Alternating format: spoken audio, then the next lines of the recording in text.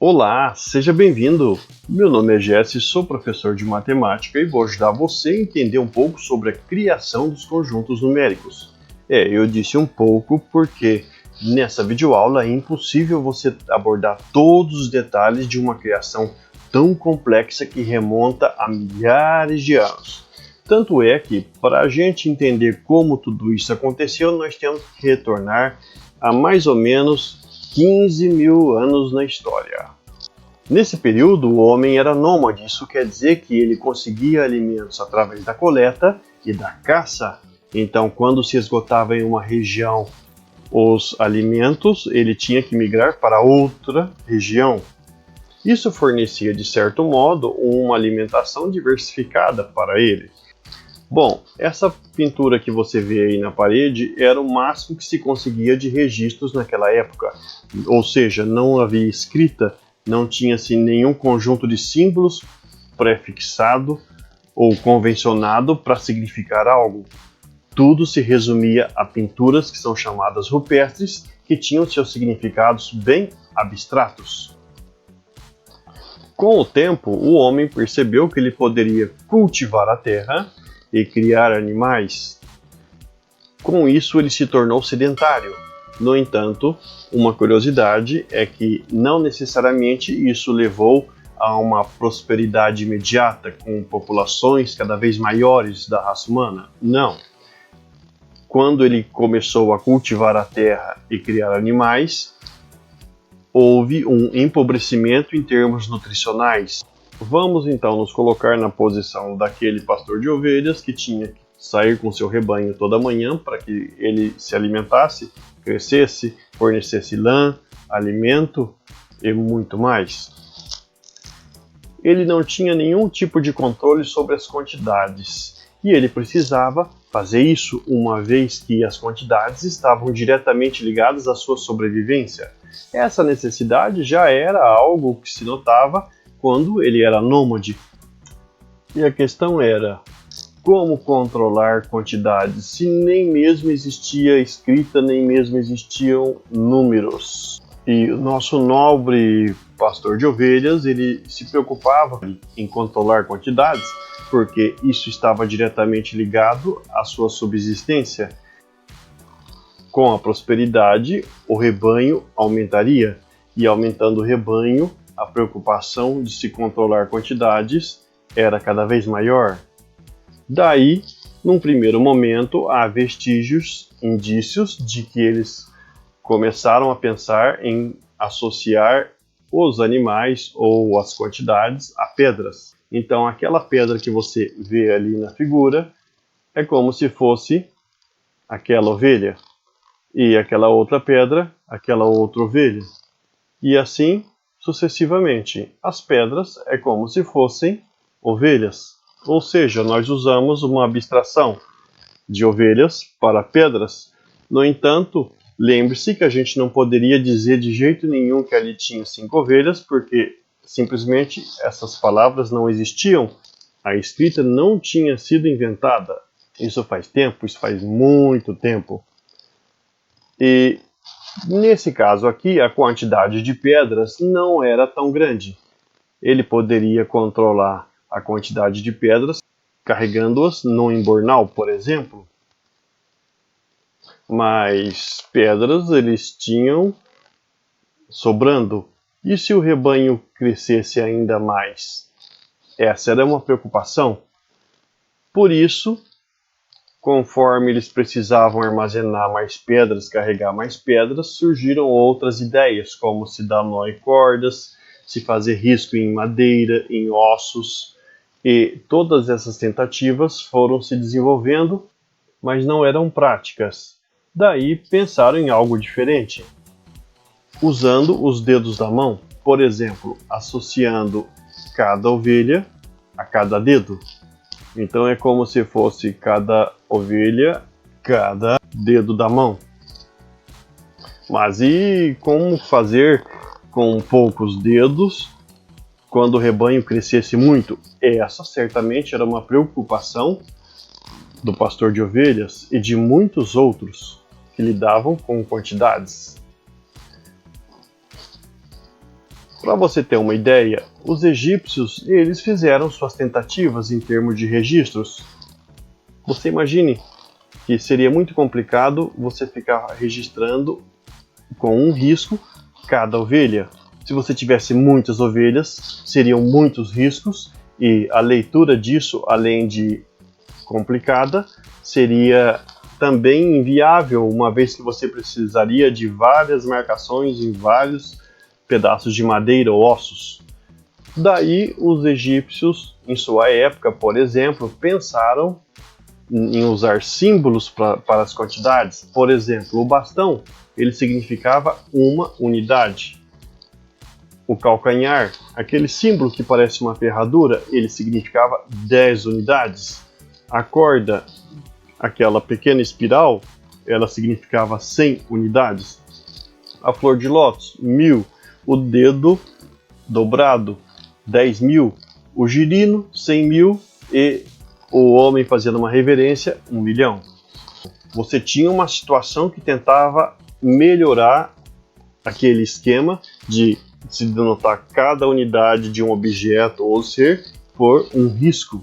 Se você tivesse que registrar 99 ovelhas usando um risco vertical para cada uma, você teria que ter 99 símbolos, e nesse sistema aqui dos egípcios, você já tinha uma situação um pouco melhor. Você poderia usar o calcanhar 9 vezes, mais 9 riscos verticais, que são indicados pelo bastão, e aí você teria 99 unidades de ovelhas, ou seja, com 18 símbolos, você representaria as 99 ovelhas, que você antes precisaria de 99 linhas verticais para representar.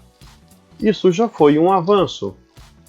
Então, só para você ter uma ideia e se divertir um pouco, seguindo aqueles padrões dos egípcios, como que a gente poderia desenvolver isso daqui?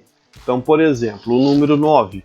Se você reparar na tabelinha dos egípcios, o 10 é o calcanhar. Então, até o 9 ele precisaria usar bastões. Então, para representar o 9, ele teria que usar 9 bastões. Ou seja, nós temos aquela figura ali. E imagina o 21. Agora, para representar o 21, ele não precisaria desenhar 21 bastões. O que ele faria? 2 calcanhares, cada um valendo 10. Você já teria 20 mais um bastão, 21 unidades. E para representar, por exemplo, 2.348 ovelhas, ele simplesmente iria lá na flor de lótus. Cada flor de lótus representa 1.000 ovelhas, então 2 daria 2.000 ovelhas. 300 ovelhas ele poderia representar usando a corda enrolada, ou seja, aquela espiral. 300 ovelhas equivale a 3 daquelas cordas. Então, 2 flor de lótus, 3 cordas, mais 4 calcanhares e 8 bastões. E essa que era a ideia que eles usavam. Por exemplo, para 803, a gente não pode usar a flor de lótus, porque a flor de lótus ela passa de 800, ela é 1.000. Então nós teríamos que usar o rolo de corda. O rolo de corda, cada rolo de corda vale 100 unidades. Então, para representar 800 unidades, nós precisaríamos 8 rolos de corda, mais 3 unidades, representadas por 3 bastões, que é a segunda figura na coluna da direita, e 41.623 unidades. Olha que rebanho próspero. Então, como ele representaria isso? 10.000 unidades são representadas pelo dedo dobrado. Logo, 40.000 unidades seriam 4 dedos dobrados, mais 1.000 unidades. Para juntar 41.000 unidades, você teria que usar a flor de lótus, juntamente com os 4 dedos dobrados, 6 rolos de corda para representar 600, mais 2 calcanhares, mais 3 bastões. E aí a gente já teria, lá naquela primeira figura, esse número representado, 41.623. Note que o 41.623 que está na nossa notação atual, ele tem 1, 2, 3, 4, 5 símbolos. E olha quantos símbolos se tinha lá na era dos egípcios para representar essa mesma quantidade. O 314, 3 rolos de corda, mais um calcanhar, mais 4 bastões. E o 1111, ele seria escrito com uma flor de lótus para representar 1.000, um rolo de corda para representar 100, portanto juntando 1.100, um calcanhar para juntar mais 10 nessa conta, mais um bastão. Esse era o sistema dos egípcios. O que eles encontraram já era uma grande evolução em relação a você ficar adotando riscos, não é? E para os maias, aqui do outro lado, que não tiveram nenhum contato com os egípcios, nem outras civilizações fora aqui do continente americano, então você tinha outro sistema. E olha só, naquela primeira figura ali você tem uma concha vazia, que é o zero, que representava o zero, o vazio, o nada. E para os maias, eles consideravam a contagem em camadas, a grosso modo dizendo. Então, por exemplo, você poderia ter uma leitura de uma camada inferior do número, depois de uma outra acima e uma terceira.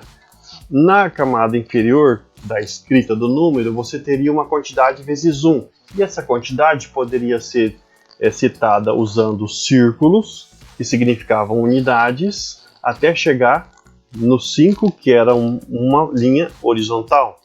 A partir daí você combinava linhas horizontais com círculos e obtinha quantidades maiores.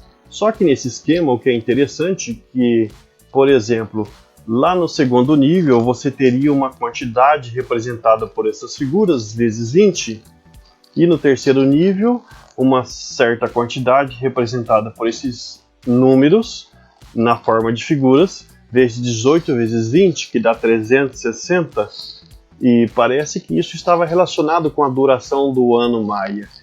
Por exemplo, vamos considerar a situação. Cada círculo ele equivale a uma unidade. Então, quando o círculo estava na camada mais baixa ali da representação numérica, ele significava que você estava multiplicando 1 vezes 1, que dá uma unidade.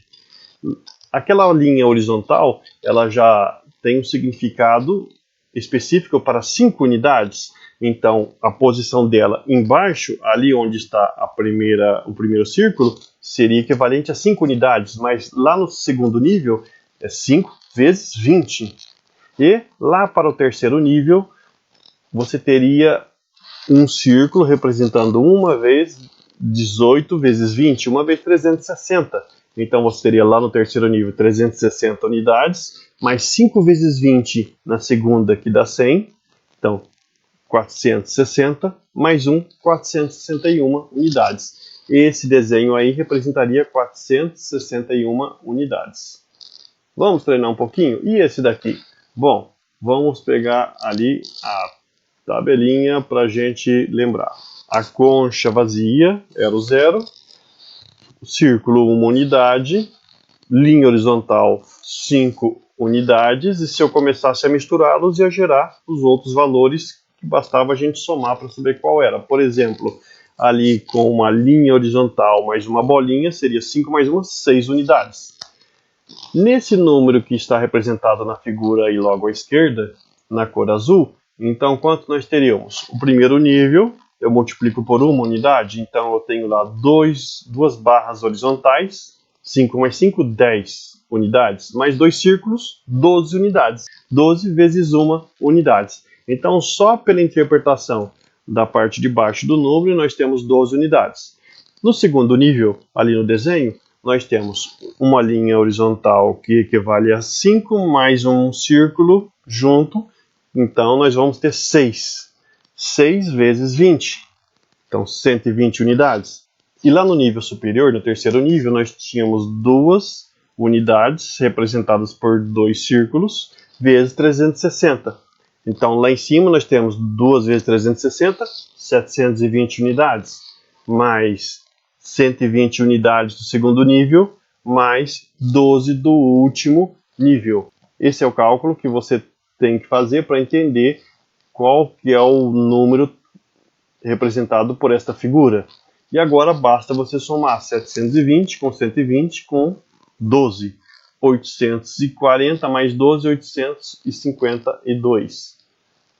Está aí um número representado de acordo com os maias. Isso faz muito tempo, hein? Esse foi o sistema de numeração desenvolvido por eles, sem ter nenhum contato com outra civilização, egípcia, grega e por aí vai. Por falar em gregos, eles também tinham sua própria representação, e envolvendo mais símbolos ainda, só que não tinha aquela argumentação geométrica, era mais nesse sentido aí na tela, usando as letras gregas. Então, as unidades, dezenas e centenas eram representados por cada uma dessas letras gregas. Uma grande vantagem do nosso sistema é que ele é posicional. E esse sistema foi desenvolvido depois de todas aquelas tentativas. E no fim das contas, hoje a gente sabe que quando nós escrevemos um número, o valor mais à direita, ele corresponde à ordem das unidades. O que vem à esquerda dele corresponde à ordem das dezenas. E o outro corresponde à ordem das centenas. E assim a gente pode construir qualquer número. Mas isso daí já pressupõe a existência de uma base 10, ou seja, potências de 10 para construir o número. Ali naquele caso, no 347, nós temos 7 vezes 10 elevado a zero, como sendo a contribuição daquele valor 7 em relação à quantidade toda. O 4 em termos de dezenas é 4 vezes 10 a primeira, e o 3 na ordem das centenas, 3 vezes 10 ao quadrado. Com isso surgiu então os conjuntos numéricos, justamente da necessidade de se contar. O conjunto dos números naturais, 0, 1, 2, 3, 4, 5. O 0 foi o último a surgir. No entanto, você tem necessidades que surgiram com a demanda de se representar alturas abaixo do nível do mar, que era considerada zero em determinada localidade, ou então de se representar dívidas que você não conseguia fazer com os números naturais somente, ou ainda de registrar temperaturas muito baixas, mas aí você já tem a motivação para criar outros números que não os naturais, que são os números inteiros, que englobam os naturais mais os números negativos. Logo em seguida, surgiu a necessidade de se considerar partes, ou seja, as frações. Então, o conjunto dos números racionais é formado por frações em que o numerador e o denominador são números inteiros, não podendo ser o denominador zero, porque não existe divisão por zero. E a gente sabe que fração nada mais é que a representação de divisão.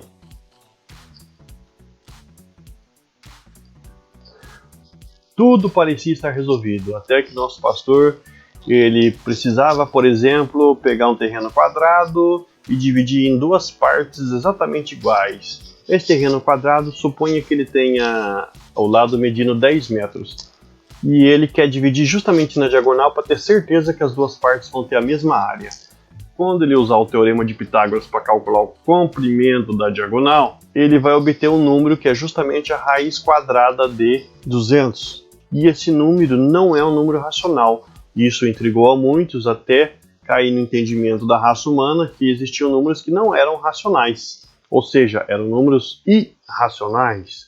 Juntando esses dois tipos de números, obteve-se o conjunto dos números reais. E esse esquema aí na tela é um esquema que resume a evolução dos conjuntos numéricos. O primeiro a ser criado foi o conjunto dos números naturais, indicado pelo diagrama na cor amarelada e representado por N. Esse daí é um conjunto que só tem os números usados para contagem simples. 2, 3, 4, 5, 6, 7. Dizem alguns historiadores que depois surgiu o 1 e por último o 0. Mas a humanidade começou a perceber que havia necessidade de se representar dívidas, por exemplo. Temperaturas associadas a um frio muito intenso, ou então altitudes abaixo do nível do mar, surgiu a necessidade de se usar números negativos, que estariam ali naquela parte azul. O conjunto dos números inteiros é a reunião daquela parte azul, que tem os números negativos, com a parte amarela. Então aquele balão todo do azul com o amarelo, ele formaria o conjunto dos números inteiros. O conjunto dos números racionais, ele englobaria os outros dois. Porque, afinal de contas, todo número inteiro também é racional. Você não lembra disso? Bom, isso daí é um tema para outra aula que a gente vai ver. Logo, o conjunto dos números racionais é aquela parte esverdeada mais azul mais a amarela, sendo que a parte esverdeada é a parte que contém aquelas frações que o pessoal fala que são números quebrados. E depois que descobriram os números irracionais, ou seja, raiz quadrada de 2, o π, a raiz quadrada de 3, você teve uma expansão do conjunto dos números além dos racionais, juntando a esses os números irracionais para formar o conjunto dos números reais. Você não está vendo coisas a mais ali não, e eu também não errei. Ali em cima, naquela notação em termos de teoria dos conjuntos, nós temos escrito que o conjunto dos números naturais, que é n, está contido em z, que por sua vez está contido em q, que por sua vez está contido em r, que por sua vez está contido em outro conjunto. A história não para por aí, a história continua.